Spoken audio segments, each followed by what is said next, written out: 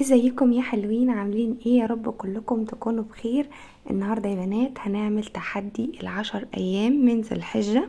كل سنة وانتم طيبين يا حبايبي، وان شاء الله ربنا يعيد علينا الايام كلها بالخير والسعادة يا رب، ونقدر نستغل ال10 ايام دول صح زي ما عملنا في اخر 10 ايام من شهر رمضان، وقدرنا نستغلهم صح. كمان ال10 ايام دول نقدر نستغلهم كويس. اغلبنا طبعا بعد رمضان كده الطاقة الروحية بتاعته قلت شوية، وما بقاش فيه بقى تحفيز يعني السعي اللي كنا فيه في رمضان. اللي لسه مكمل فبرافو عليه جدا، واللي لسه يعني الدنيا بقى ريحت منه كده شوية وبدأ يكسل عن أداء الصلوات والقرآن والحاجات الجميلة اللي كنا متعودين عليها في رمضان دي، فدي فرصة بقى عظيمة جدا ان احنا نرجع تاني نشحن نفسنا طاقة ايجابية وطاقة روحية حلوة قوي للأيام اللي جاية دي، من احسن الايام عند ربنا. واول تحدي يا بنات هنعمله في ال10 ايام هي الصلاة على وقتها، مهما كانت الظروف، مهما كان ورانا اشغال ايه، ايا يكن اللي وراكي. اول ما الاذان يأذن نقوم نصلي، سواء بقى انتي كنتش بتصلي بتقطعي، مثلا بتصلي الفرض بس ما بتصليش السنة، ايا يكن وضعك في الصلاة ايه، هنلتزم بأول عادة وهي ان احنا نصلي صلاة على وقتها. وعشان نلتزم بالصلاة على وقتها نحاول على قد ما نقدر على مدار اليوم نكون متوضيين. يعني حتى لو الميعاد ده مش ميعاد صلاة، عودي نفسك كل ما تخش التويلت توضي علشان تكوني جاهزة اول ما اذان يأذن هتقومي تصلي على طول. وكمان فرصة حلوة قوي لو عندنا اولاد نعودهم على الصلاة، ونبتدي ان احنا يعني يبقى تحفيز ليهم كده. دايما بقول في رمضان وفي الاعياد وفي الايام المباركة دي عند ربنا بيكون حاجة كويسة قوي ان احنا نشجع اولادنا يشاركونا في الحاجات دي، بتكون كويسة بالنسبة لهم. طيب، التحدي رقم 2 وهو قراءة القرآن. تمام، احنا عايزين نتعود في ال10 ايام دول ان احنا نقرا كل يوم جزء.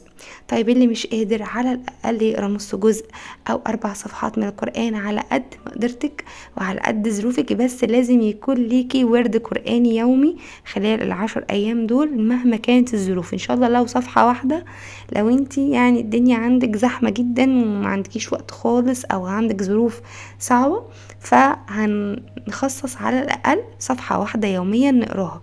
مفيش فيها بقى دي عذر يا بنات، يعني دي دقيقة واحدة من يومك، فاكيد يعني اكيد مش هتبخلي على ربنا بدقيقة واحدة انك تقري على الاقل صفحة واحدة في القرآن. فاظن كده ملناش حجة. فاللي مش متعود بقى يقرأ قرآن يبدأ من خلال ال10 ايام دول ان شاء الله لو صفحة حتى واحدة، واللي متعود بيقرأ خلاص يقرأ بقى جزء، يقرأ اللي يقدر يقراه. بس انا بقول الحد الادنى على الاقل صفحة واحدة بس. طيب، التحدي رقم 3 هي الأذكار يا بنات. أذكار ايه؟ الأذكار بتاعت الصباح والمساء اللي احنا بنقراها الصبح، والاذكار بتاعت بالليل. لو مش قادره تقوليها كلها اكتفي بذكر واحد او بذكرين مع آية الكرسي والمعوذتين الصبح وبالليل. لو قادره تقوليهم كلهم يبقى انت كده زي العسل وزي الفل. وتقدري مثلا تقولي لا اله الا الله وحده لا شريك له، له الملك وله الحمد، يحيي ويميت وهو على كل شيء قدير، سبحان الله وبحمده، سبحان الله العظيم. في اذكار كتيره حلوه جدا ممكن تقدري تقوليها على مدار اليوم، الاستغفار والصلاه على النبي، كل الحاجات دي جميله جدا. وطبعا طبعا ما تنسيش اذكار النوم قبل النوم وتسبيح السيده فاطمه قبل النوم. كل الحاجات دي مهمه جدا، بتشحنك كده طاقه ايجابيه وطاقه روحيه حلوه على مدار اليوم، وكمان بتحصنك من اي شر او من اي حسد او من اي اذى. فطبيعي جدا ان احنا تبقى اذكار ربنا في بقنا على طول. الا بذكر الله تطمئن القلوب، ربنا اللي قال كده. فدايما نذكر ربنا علشان قلبك يكون مطمئن كده وتكوني هادية نفسيا وتكوني مرتاحة نفسيا. طيب، التحدي رقم 4 وهو الصيام. الصيام طبعا للي قادر، يعني لو انت تعبانة او انت بتشتغلي شغل صعب او انت عندك اي ظرف يمنعك من الصيام، خلاص هنصوم بس وقفة عرفات.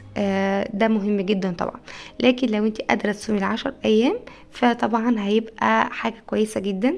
وكمان هتقدري تستغليهم لو انت حابة تخسري وزن، تبقي انت عاملاها بنية طبعا التقرب لله، وفي نفس الوقت انت بتستفيدي لو انت حابة تخسري وزن. طبعا اللي كان متابع معايا في شهر رمضان يعني اكيد ده اكتر الناس عارفين الصيام وخصوصا الصيام الاسلامي ازاي بيأثر في خسارة الوزن. فهتبقى فرصة عظيمة جدا لو انت حابة بقى تظبطي جسمك كده قبل العيد، فتظبطي الدنيا خلال 10 ايام دول، تصومي كده وتفطري فطار صحي وتتمرني قبل ما تفطري كده بنص ساعة ولا حاجة، هتلاقي الدنيا ظبطت معاكي على العيد الكبير ان شاء الله. طيب، التحدي اللي بعد كده يا بنات وهو الدرس الديني. الدرس الديني انت ممكن تسمعي لشيخ معين انت بتحبيه، ممكن تسمعي كتاب صوتي، ممكن تقري كتاب. لو انتوا عايزين نرشح لكم كتب، في اول مرة تدبر القرآن، ده حلو جدا. في رسائل من القرآن، رسائل من النبي، في كتاب لكنود، وفي كمان الكتاب بتاع فاتتني صلاة، تحفة تحفة. يعني انتي لو عايزة كتاب خفيف ظريف صغير كده يساعدك في حياتك كلها عموما، وازاي انك تصلي وازاي انك انتي تخشعي في الصلاة، يعني هيشحنك طاقة ايجابية غير طبيعية ويحفزك كده على الصلاة، اقري الكتاب ده فاتتني صلاة. تمام. فممكن تسمعي كمان على اليوتيوب شيخ معين انتوا بتحبوه، سلسلة معينة عايزين تسمعوها، قصص الانبياء، اسماء الله الحسنى، ايا يكن بقى. شوفي انت حابة تختاري ايه او عايزة تقري ايه. المهم يكون ليكي كده كل يوم نص ساعة كده تتعلمي حاجة جديدة دينية. طيب، التحدي اللي بعد كده يا بنات هي الصدقة طبعا للمقتدر. ولو انتي مش مقتدرة ماديا، لو من الاكل اللي بتعمليه في بيتك هتطلعي وجبة، لو من حاجة من هدوم ولادك مثلا متكونش متبهدلة ومتقطعة، او حاجة من هدومك الشخصية هتطلعيها لله، لو كلمة طيبة صدقة، لو ساعدتي حد، لو طبطبتي على حد، لو حلتي مشكلة لحد، كل ده تعتبر صدقات عند ربنا. لو ضحكتي في وش حد دي صدقة. فالصدقة مش بس فلوس، اللي مقتدر طبعا يطلع ويدي ويساعد غيره، لكن اللي مش مقتدر ممكن اعمال تانية كتيرة كويسة تقدري تاخدي ثواب صدقة. انت لو شلتي طوبة من طريق وانت ماشية فيه، دي صدقة عند ربنا. فالصدقات واعمال الخير عند ربنا ليها اشكال كتيرة جدا بعيدا عن الفلوس، لو انت مش مقتدرة ماديا او مش قادرة انك انت تطلعي فلوس.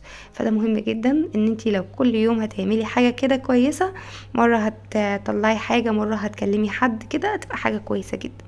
طيب، مهم جدا يا بنات اننا نستغل الايام دي استغلال كويس جدا، لان الايام ديت يا بنات عند ربنا من افضل الايام في السنة. يعني الايام دي ويوم عرفات كمان بالخصوص، الايام ديت يا بنات ما بتتعوضش. يعني لو انا بكسل طول السنة او بقصر طول السنة، الايام دي ما ينفعش انها تضيع مني. يعني ايام زي رمضان، ايام اللي هي في الاشهر الحرم، الايام دي بتكون مباركة عند ربنا، العبادة فيها بتبقى اضعاف اضعافها. فما ينفعش ان انا اخر او ان انا اكسل او اسوف في حاجة زي كده. فمهم جدا يا بنات ان احنا نلتزم جدا في الايام دي. واللي عندها عذر طبعا، عندها البريود او كده، ممكن ما تصليش وما تصومش، ولكن ممكن تقرأ القرآن من خلال الفون او تسمعه وتعمل كل الخطوات التانية عادي، هي بس مش تقدر تصلي او تصوم. ما توقفيش نفسك. يعني انتي عندك عذر، عندك البريود، مش قادرة تعملي الخطوات كلها، تقدري تعملي بقية الحاجات. والدعاء طبعا يا بنات مننساش الدعاء. كل يوم كده خصصي 10 دقايق كده، ربع ساعة، تقعدي تدعي فيها كل اللي نفسك فيه وتطلبي كل اللي نفسك فيه من ربنا، وان شاء الله هتلاقي ان حياتك كلها اتغيرت عن تجربة يا بنات. يعني عن تجربة فعلا هتلاقي حياتك كلها اتغيرت، وحاجات كتيرة انت كان فكرك انها مش تتحل اتحلت، وحاجات كتيرة كان نفسك فيها هتلاقيها ربنا كرمك وسهلها لك. وبس كده، متنسيش بقى دوما وان قل. ولو عجبك الفيديو يا ريت تعملي لايك وكومنت حلو عشان بيشجعني، وتشتركي طبعا في القناة عشان يوصلك اي فيديو جديد تاني انا بنزله. وبس كده، يلا باي.